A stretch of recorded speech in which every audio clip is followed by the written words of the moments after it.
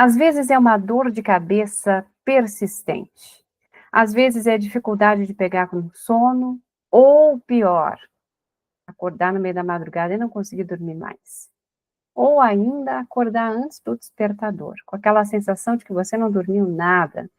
Às vezes é uma infecção, uma alergia, uma ite, uma coisinha crônica e chata que fica te incomodando, que vira e mexe e volta.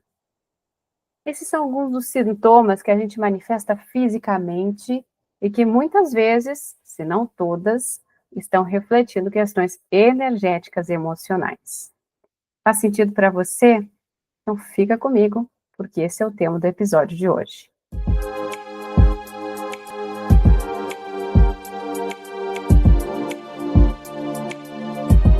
Olá, seja muito bem-vinda, seja muito bem-vindo ao Conversas com o Universo, esse podcast sobre autoconhecimento, expansão de consciência, espiritualidade, tudo isso e muito mais. Eu gosto muito de olhar de forma holística para o ser. Por isso que eu me tornei terapeuta holística, energética, multidimensional, porque eu acredito que nós somos seres multidimensionais, cheios de camadas. Então, eu não consigo olhar para um problema que um ser manifesta isoladamente. Tem sempre um contexto maior, cheio de níveis, cheio de dimensões. Então, muitas vezes, quando a gente manifesta uma questão física, é claro que a gente vai procurar ajuda profissional de quem estudou para isso e de quem vai curar aquele problema, quem vai aliviar aquele sintoma. Mas, se a gente não olha para a parte energética e emocional, não raro, esse sintoma retorna. Se não manifesta do mesmo jeito, acaba manifestando de outra maneira, em outra parte do corpo. Precisamos olhar para as nossas dores com muito carinho, com muito acolhimento, com muito respeito. Uma visão espiritual, o nosso corpo físico é um dos 7 corpos que nos compõem enquanto seres multidimensionais. Esse corpo mais denso, material, que a gente consegue encostar, enxergar, ele tem uma inteligência própria. Isso é um consenso, né? Acho que todo mundo aqui concorda que o nosso corpo tem uma inteligência própria. Nós não precisamos pensar para respirar, nós não precisamos dar um comando para que o corpo faça a digestão daquilo que nós ingerimos, né, dos alimentos, dos líquidos que a gente ingere. Então, o nosso corpo, ele funciona com uma inteligência própria, sofisticadíssima, desencadeando milhares de processos, 24 horas, inclusive, enquanto a gente dorme. Então, quando a gente fala, segundo a visão espiritual, a gente está falando mais do que essa inteligência funcional, mecânica. O corpo físico, ele também tem um nível de consciência. Ele é um grande portal por onde passam muitas informações. Ele é também um veículo da nossa alma. Então, ele transporta a nossa alma por esta existência e recebe muita informação dos meios externos, sejam eles físicos ou sutis, e nos transmite essas informações decodificadas dentro da linguagem dele, para nos auxiliar nesse processo aqui na Terra. Então, a gente às vezes não escuta o nosso corpo, porque ele não se expressa na mesma linguagem que nós nos expressamos com o mundo exterior. Como que o nosso corpo se expressa? Um sono repentino, um cansaço, pode ser um sinal de que o sistema está sobrecarregado, que você precisa fazer uma pausa para economizar energia ou para destinar essa energia para um outro processo. Se você já está numa jornada de autoconhecimento, de despertar espiritual, muitas vezes você vai sentir o sono no momento em que você está sendo chamado espiritualmente para receber alguma cura, alguma ativação, alguma consciência, algum aprendizado no plano espiritual.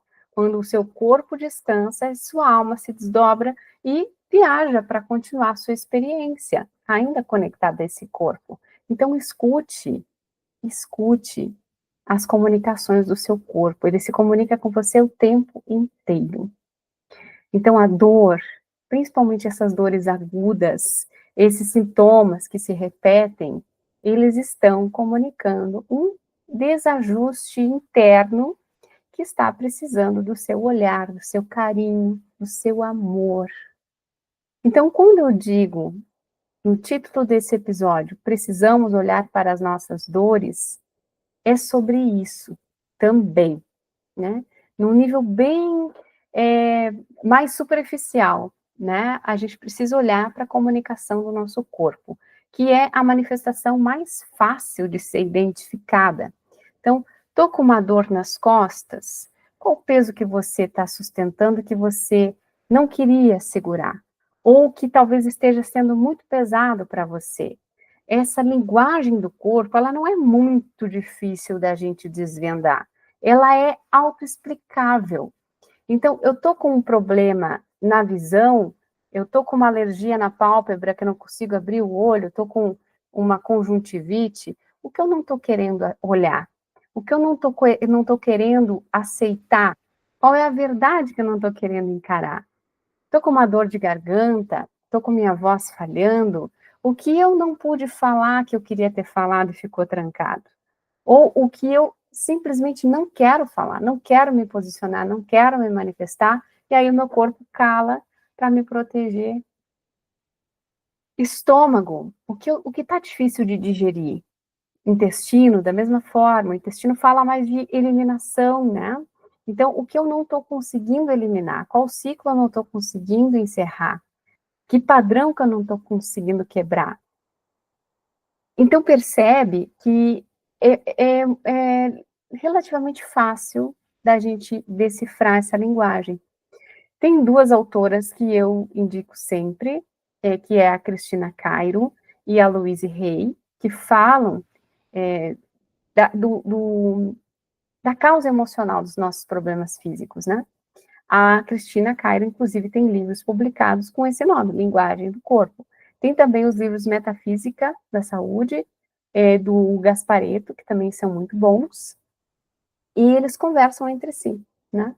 E claro que existe um, entre aspas, dicionário do corpo, né, que a gente consegue mais ou menos compreender o que ele está querendo dizer, mas cada um de nós, na nossa individualidade, pode manifestar sintomas muito particulares. Então, analisando o seu contexto de vida, no seu momento, né, nos desafios que você está enfrentando ou dos quais você está fugindo, a gente consegue fazer uma análise mais precisa do que o seu corpo especificamente está querendo comunicar. A gente comunica o tempo inteiro. Quando a gente fala, no tom da nossa voz, se a gente olha ou não olha nos olhos do interlocutor, na velocidade da nossa voz, na nossa articulação na fala, se eu falo mais para dentro, se eu falo para fora, tudo isso comunica, né? Qual é o tom que eu falo, com o qual eu falo, né? Qual é a minha postura? Se eu estou falando sorrindo, se eu estou falando séria, se eu estou falando braba, tudo isso comunica. Então, o nosso corpo comunica o tempo inteiro. Para quem tem olhos de ver, ouvidos de ouvir, vai se tornando cada vez mais fácil de compreender. Mas nesse episódio eu também quero te provocar não só a olhar para os desconfortos físicos, mas também que são comunicações, né? Nessa ótica da comunicação.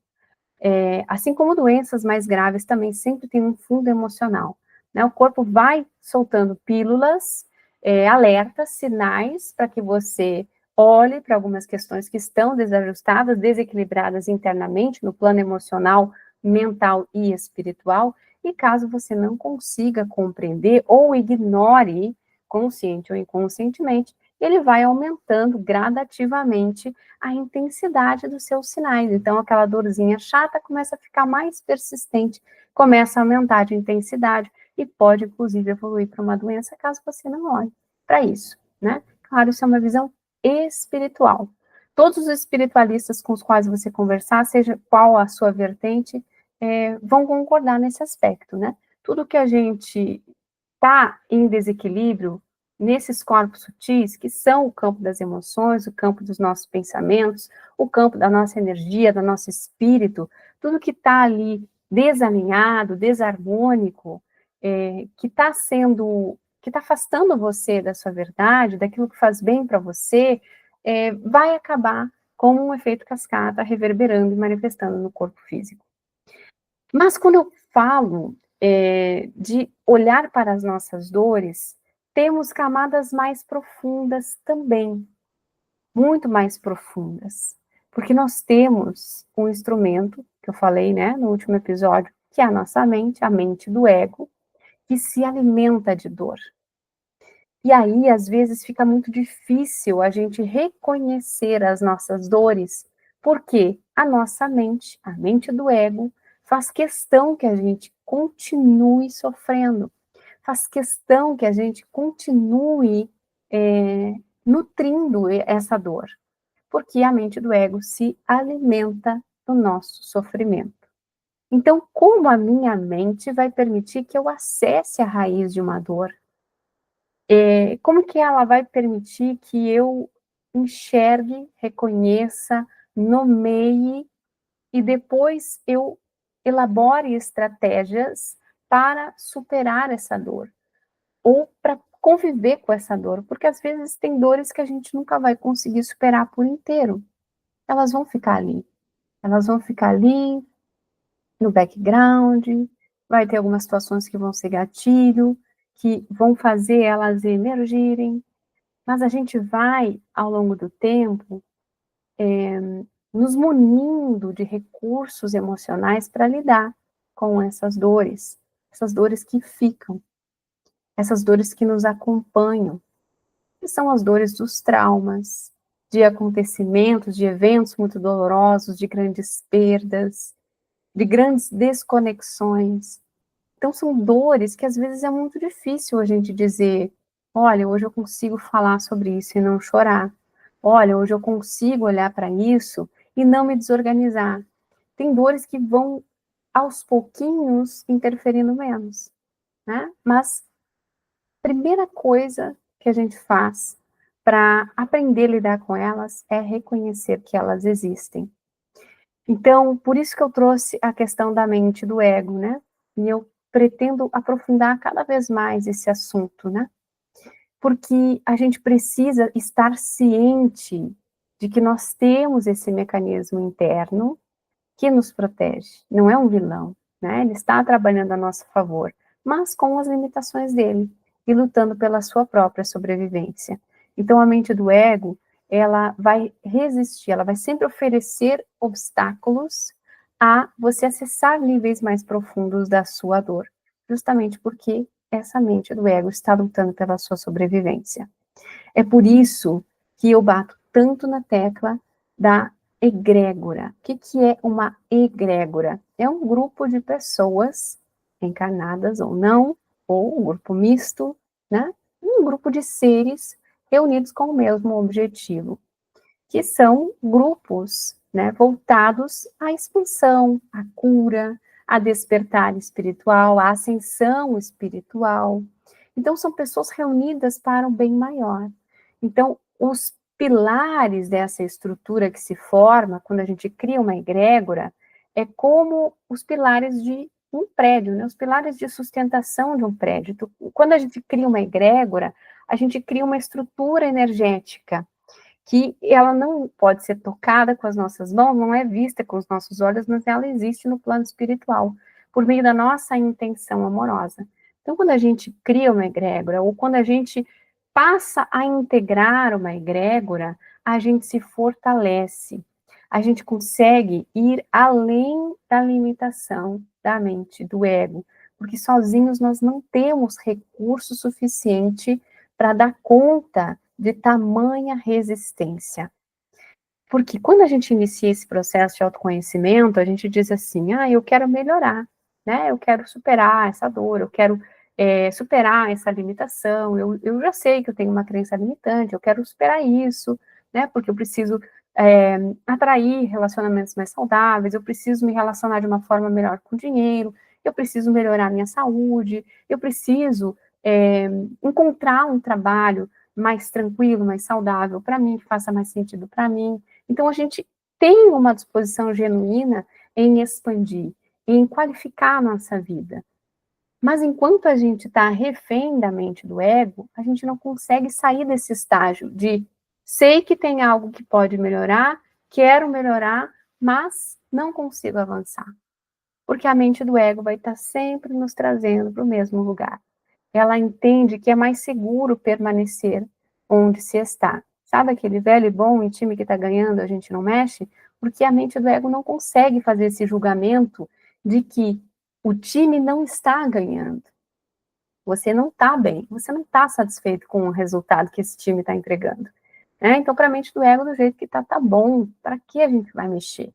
Né? Então, quando a gente ingressa em uma egrégora, uma ou mais, né? Eu faço parte de várias egrégoras. Cada uma vai me trazer uma frequência diferente, vai me acrescentar uma energia diferente, uma consciência diferente, porque é a multiplicidade de olhares, de perspectivas sobre o todo, é que me enriquece, é que me permite atravessar essas limitações da mente do ego.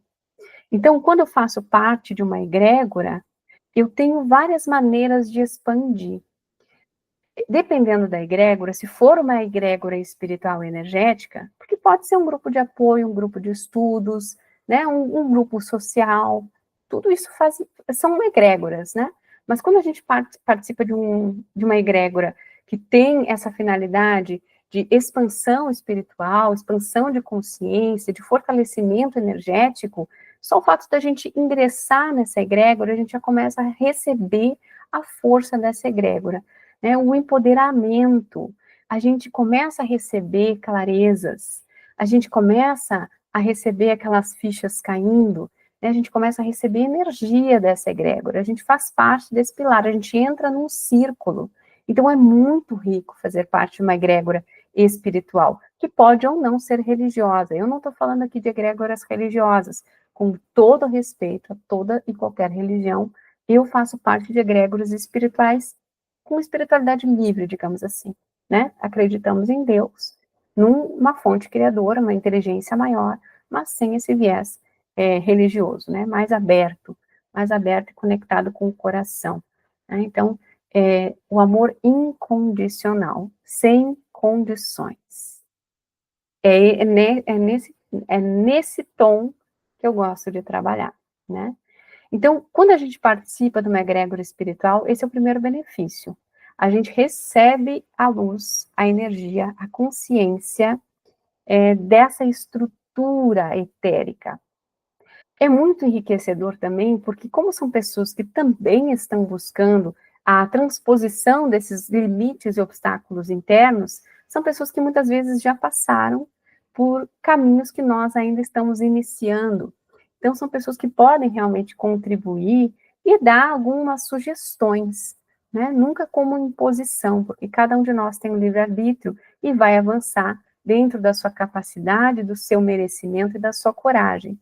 Mas é muito encorajador receber, né, os relatos de quem já passou por aquele caminho.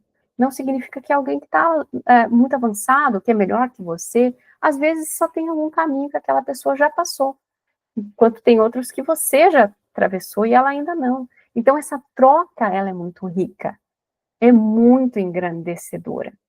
E tem também o aspecto do espelhamento.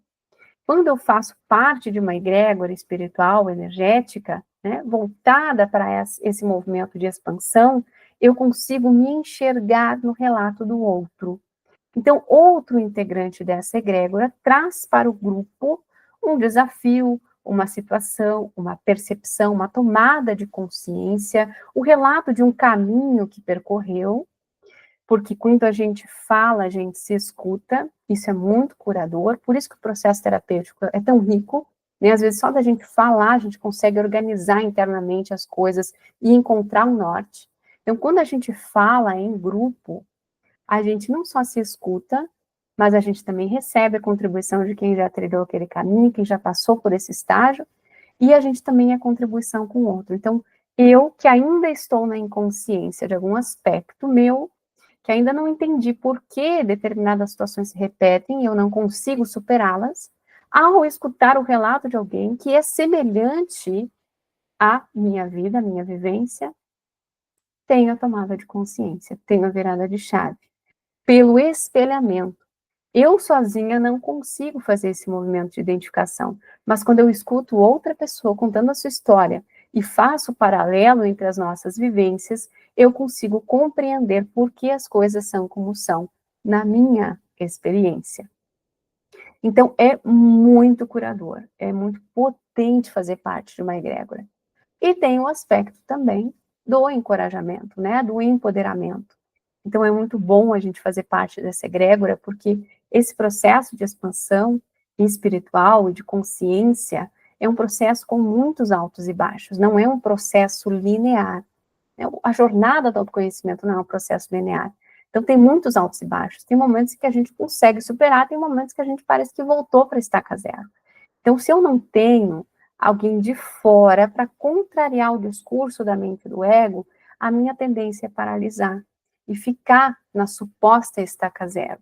Porque quando a gente vai para esse lugar da baixa, a nossa tendência é ignorar toda a nossa jornada, todo o nosso avanço, todas as nossas conquistas, porque isso é um esquema da mente do ego também, né? Porque como ela quer nos manter no status quo, ela quer nos manter naquele time que supostamente está ganhando, quando a gente cai, quando a gente está num movimento de baixa, ela tende a nos destruir.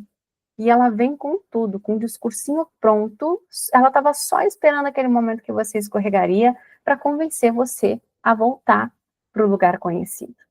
Né? Como se nada do que você tivesse vivido até aquele ponto tivesse valor.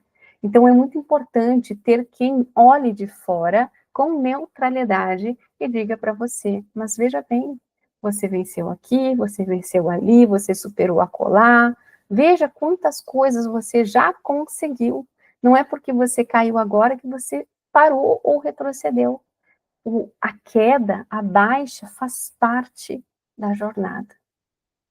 Então, quando eu digo precisamos olhar para as nossas dores, eu preciso tomar consciência, eu preciso admitir que existe uma ferramenta poderosa em mim que se chama mente, que também se tornou perversa e limitadora em muitos aspectos.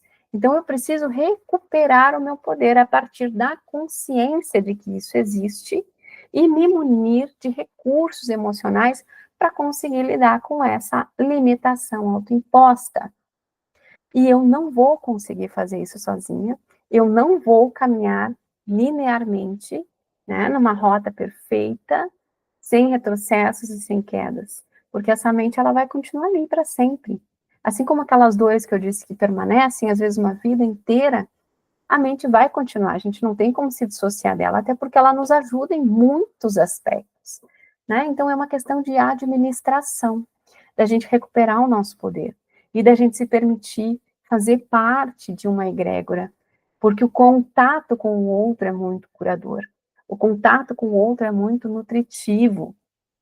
Tem uma amiga que eu achava muito engraçado que ela dizia assim, o problema do mundo são as pessoas. Por quê? Onde que estão os conflitos, né? Onde que nascem os conflitos? Nos interesses divergentes das pessoas, nos pontos de vistas diferentes, né? Então, muitas vezes se torna difícil conviver com algumas pessoas que têm um outro olhar, né? E isso faz parte da nossa experiência humana. Faz parte, algumas pessoas vão reagir mais intensamente, vão ter reações emocionais exacerbadas, então tudo isso faz parte da convivência. Mas quando eu falo de egrégora, eu estou falando da gente ter zonas de aconchego, zonas de segurança, portos seguros, né? Lugares em que a gente possa descansar, em que a gente possa encontrar o abraço, em que a gente possa se recuperar, em que a gente possa ter o olhar amoroso de alguém desinteressado, porque é uma pessoa que também está travando as suas próprias batalhas, né? Lutando contra os seus próprios monstros, lambendo as suas feridas. Então, o máximo interesse que ela vai ter ali é em contribuir com a sua jornada. É difícil? Não sei, é uma questão de ressonância. Hoje eu vejo que é uma questão de ressonância. Eu não entendo nada mais na vida como difícil. Não existem obstáculos intransponíveis, não tem nada impossível para quem crê no seu poder, na sua força, inclusive na sua força mental. Então, as coisas ficam difíceis se eu não me compatibilizo com a ressonância energética delas. Se eu não vibro na energia da solução, se eu não acredito que é possível, que eu sou merecedora, eu realmente não vou encontrar a minha tribo, né? Não vou encontrar a minha egrégora ou as minhas egrégoras. Não vou encontrar as pessoas que vêm somar, que vão me ajudar a avançar. Então, é um movimento muito mais de dentro para fora, porque a mente do ego vai dizer para você, olha para fora, isso que ela está falando não existe. Onde que estão essas pessoas? Você já encontrou alguma vez essas pessoas? Não é porque você não encontrou que elas não existem. Talvez você só não estivesse na mesma faixa de vibração. Então, elevar a nossa vibração também nos conecta com as pessoas certas para alavancar o nosso processo de desenvolvimento pessoal. Precisamos olhar para as nossas dores. Primeiro ponto é reconhecer que temos uma mente do ego que, embora nos ajude em muitos aspectos, também nos limita demais em outros. Sabendo que temos esse mecanismo interno de autossabotagem poderoso, nós temos que buscar outras pessoas que possam nos auxiliar. Ah, Marcela, mas eu faço terapia. Ótimo, essencial, todo mundo deveria fazer, mesmo quem acha que não precisa. As pessoas que acham que não precisam são as que mais precisam. Mas, além da terapia, é importante ter essas egrégoras, essas zonas de respiro, essas zonas de segurança. Porque a terapia, ela vai estar à disposição para você no horário que você marcou, né? No horário que você agendou. Você não vai ter você não vai ter a terapeuta à disposição, porque ela tem outros pacientes para atender, né? Não é um acompanhamento full time. Mas a egrégora é aquela zona de conforto, de respiro, de segurança, que eu sei que eu vou poder acionar quando eu precisar, a qualquer momento. Mesmo que eu não fale com ninguém, né? Quando a gente fala de egrégora espiritual, energética, às vezes é só eu me conectar pelo pensamento com aquela energia, com aquele grupo, e pedir a consciência, né? O que eu faço nesse momento? O que eu preciso nesse momento? O que isso requer de mim nesse momento? Eu me posiciono dentro desse círculo de luz do qual faço parte e peço ajuda dessa consciência coletiva, dessa estrutura de luz que está à disposição porque me acolheu, porque eu faço parte. E claro, né, existem várias egrégoras, dependendo do funcionamento de cada uma, que eu posso efetivamente pedir socorro. Como a egrégora do Reiki, né? Tem um grupo de WhatsApp dos meus alunos do Reiki, em que todo mundo é livre lá para pedir o envio de energia Reiki para si, para os outros também. Então, tá com um familiar, com alguma questão delicada, algum amigo, algum conhecido, pede ali envio de Reiki, quem puder colaborar naquele momento vai enviar energia Reiki, amorosamente. Né? Então, temos também a Jornada da Conexão, que é uma egrégora criada por mim não, né? Sozinha a gente não faz nada nesse mundo, pela equipe espiritual Quinhentar. Né? Então, é um movimento que existe há quase 3 anos, em que todos os meses, por 11 dias, eu canalizo meditações guiadas para o grupo, faço tratamentos energéticos, abro oráculos todos os dias, trago mensagens canalizadas da espiritualidade, reflexões, orações e tudo mais que a egrégora demandar, né? E a mentoria Mulheres Conscientes, que é uma egrégora, aí sim, para mulheres que já estão na jornada do autoconhecimento, dispostas a acessar níveis mais profundos, né, das suas dores, e fazem esse movimento com muita fluidez, com muita empatia, com muito respeito, né, de olhar para as suas dores e se permitir acessar as suas dores através do relato das outras. Então, opções não faltam. Opções não faltam, né? Eu e Tamara também criamos agora o grupo de constelação presencial aqui em Porto Alegre. Então, assim, se você sente que você não consegue transpor algumas limitações internas, é porque talvez você esteja ainda muito refém da mente do ego. Talvez ela ainda esteja dominando muito você, né? E preciso ser sincera com você. Você não vai conseguir superá-la sozinho. Precisa de processo terapêutico, precisa de egrégora, precisa do outro, precisa do olhar neutro do outro. Então, se toda essa conversa fez sentido, Se você é uma pessoa que está pronta para olhar para as suas dores, não hesite em me chamar. Me chama aqui nos comentários, me chama lá no Instagram, @marcelapunk, que algum recurso, algum direcionamento eu vou ter para te oferecer. Combinado? Então, esse foi o Conversas com o Universo, e mais um episódio, mais uma camada. Eu volto em breve com mais conversas.